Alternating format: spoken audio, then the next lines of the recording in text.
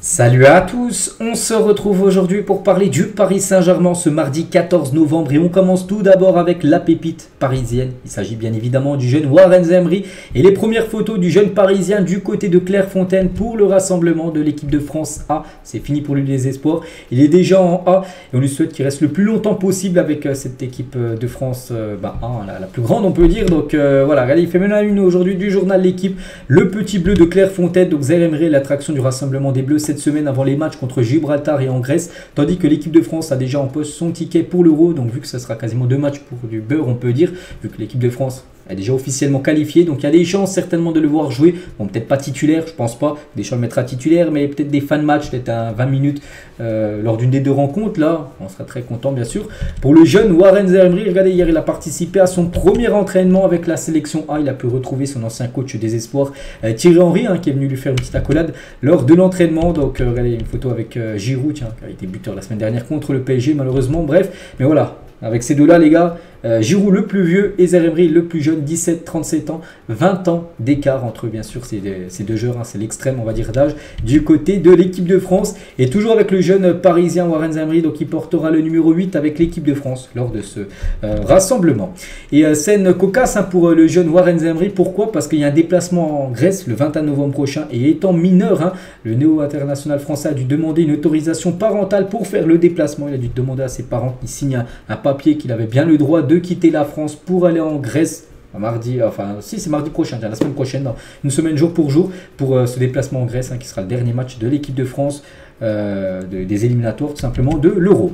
Et Mbappé tient sur Warren Zaïre, donc il y a Mbappé bien sûr joueur du PSG, ils se connaissent bien aussi à Paris et maintenant en équipe de France. Il est arrivé tôt, il voulait vraiment pas tomber dans les bouchons parisien, c'est un bon, on va prendre soin de lui, voilà ce qu'il a pu dire Kylian Mbappé par rapport au jeune Warren. Et Deschamps, tiens, hier, parce qu'il a fait une petite conférence de presse, il a réagi aussi par rapport à Warren, il a dit laissez-le tranquille, n'en faites pas trop avec lui, il est mis en lumière, c'est forcément au détriment d'autres joueurs qui sont là depuis un moment, il faut lui laisser du temps, même s'il a la capacité par rapport à ce qu'il fait à Paris, je lui fais confiance, on en parlera calmement, il faut qu'il conserve sa sérénité, sa tranquillité, qu'il continue de faire ce qu'il fait, à partir du moment où il est là, qu'il est 17, 18, 19 ans ou même 20 ans, peu importe, je ne vais pas avoir un traitement différent. La seule chose que j'accorde à tous les jeunes joueurs qui arrivent, c'est d'avoir un peu plus d'indulgence parce que vouloir y être, je sais que pour certains ce n'est pas audible, mais le poids du maillot c'est lourd, bien sûr, on sait qu'il y a une énorme concurrence du côté de l'équipe de France surtout au milieu de terrain et voilà, donc maintenant ça lui, il dit vraiment Deschamps, il faut le laisser tranquille maintenant, faire ce qu'il a à faire bien sûr avec les Bleus. On souhaite bien sûr qu'il soit très performant parce que ça fait plaisir bien sûr qu'un joueur du PSG atteigne on va dire l'équipe de France surtout à 17 ans, c'est ça qui est exceptionnel. Les autres Parisiens, bien sûr, il n'y a pas que Warren Zaïre, il y a aussi Mbappé. Tiens, Mbappé, bon, lui, c'est un habitué, bien sûr, de l'équipe de France. Voilà, hier, lors de son arrivée à Clairefontaine, la même chose pour Ousmane Dembélé. Voilà. Donc, j'ai pas vu qu'il y a les photos de Kolo Muani et aussi Lucas Hernandez. N'oubliez pas aussi ces deux-là sont avec l'équipe de France lors de ce rassemblement. Et Deschamps, tiens, sur la sortie de Luis Enrique concernant Mbappé sur son match contre Reims. N'oubliez pas que Luis Enrique avait dit, malgré le triplé de Kylian, il avait dit qu'il n'était pas très satisfait de son match, qu'il pouvait en gros faire plus. Et Deschamps a réagi à ça, il a dit je ne suis pas là pour allumer qui que ce soit, je ne sais pas ce qu'il lui demande à chaque match dans des positionnements et des systèmes différents, dans la gestion et la communication, je ne dis pas ce que Luis Enrique a fait n'est pas bien, je peux le faire différemment. Donc voilà. Ce qu'a pu dire Deschamps, c'est vrai qu'il n'a pas trop voulu se mouiller par rapport à ça, c'est vrai qu'il n'a rien à voir par rapport au PSG tout simplement, Didier Deschamps. Deschamps toujours trouve injuste les critiques sur Randal Kolo Muani, on sait qu'il est décevant comme Kolo Muani, moi je ne vous cache pas les gars, il aurait dû ne pas être convoqué en équipe de France, au vu des dernières performances.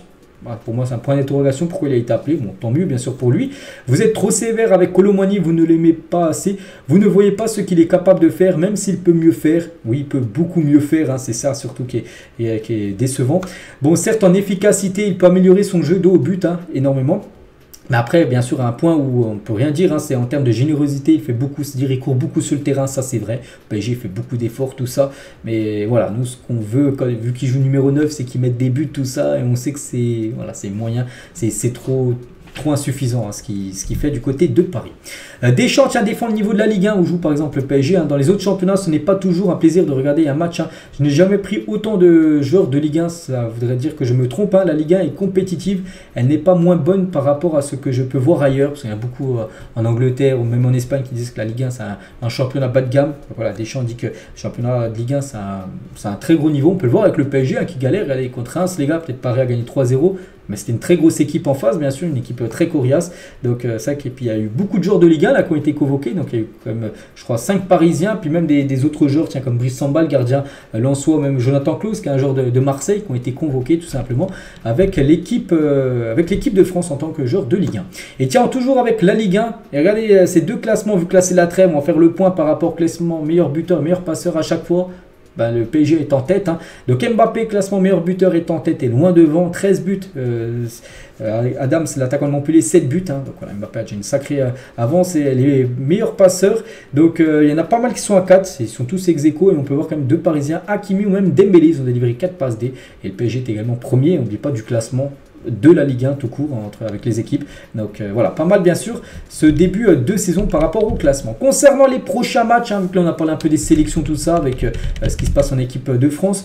Donc les prochains matchs, on est le 14, ben, c'est simple, dans 10 jours les gars, c'est déjà reprise des matchs. Ça sera un vendredi soir, ça sera contre Monaco. Un Monaco qui est bien classé, un 2 ou 3e, je ne sais plus exactement, mais voilà, ça sera au parc. Hein. N'oubliez pas que la dernière fois, bon, il y a eu, je sais plus, il y avait eu un match où ça avait été gagné, je crois que ça a été Strasbourg, mais avant, où ça avait été la réception de Nice, il y avait une défaite, ça avait été un match après la trêve internationale. Donc là, il faudra faire très attention à cette équipe monégasque, hein, qui est une très belle équipe, un peu comme Nice, qui avait battu le PSG. Donc après, il y aura ce PSG Newcastle aussi, que je pense beaucoup de personnes pensent. Hein, ça sera dans exactement 14 jours, ben, c'est simple, c'est mardi dans 2 semaines, jour pour jour. On continue, on va parler d'un match, les gars, je ne sais pas si on le voit, non, PSG Metz, c'est le dernier match de l'année 2023, hein, ça sera le 20 décembre, puis après il y a la trêve plutôt de Noël, hein, pas internationale. Et après il y a ce match hein, contre l'équipe de Toulouse, vous savez, c'est le trophée des champions, prévu le 3 janvier. Ce sera le premier match, on va dire, officiel pour la future année. Ce sera peut-être un match avec un titre au bout. Hein.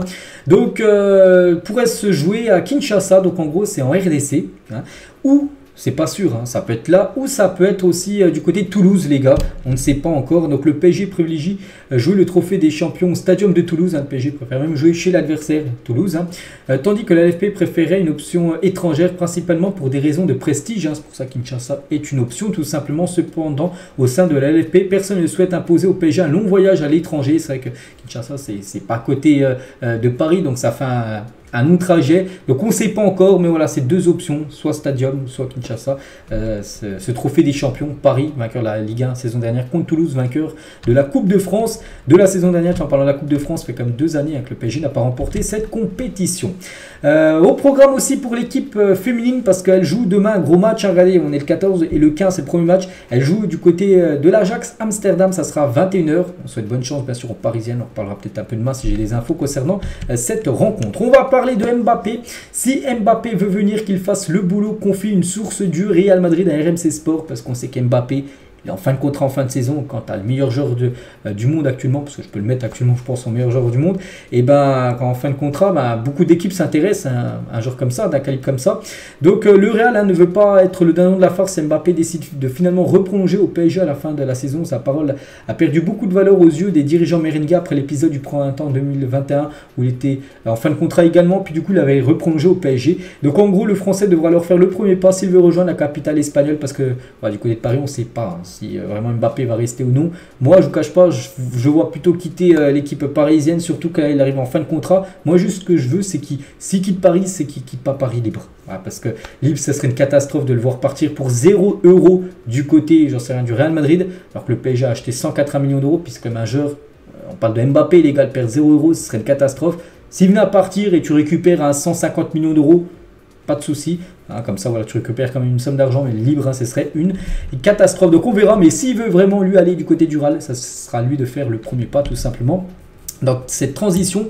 Et tiens, on finit aujourd'hui, tiens, toujours avec Kylian Mbappé du côté de Madrid. Hein. Par exemple, Rodrigo, qui est un joueur du Real Madrid sur Mbappé, est-ce que je le recruterais au Real si je le pouvais? Bien sûr, c'est un joueur de haut niveau. Donc voilà, eux, du côté du Real, ils souhaitent l'avoir tout simplement pour la saison prochaine. On verra, mais pas qu'il se décidera vraiment. Ça sera tiens, dans quelques mois. Hein. Normalement, ça sera lors du premier trimestre 2024, donc début d'année prochaine. Donc voilà ce qu'il y a à dire aujourd'hui. J'espère que ça vous a plu. On se retrouve demain, bien sûr, demain mercredi, hein, pour un nouvel épisode sur le Paris Saint-Germain. Allez, je vous laisse, je vous souhaite une bonne journée et à demain.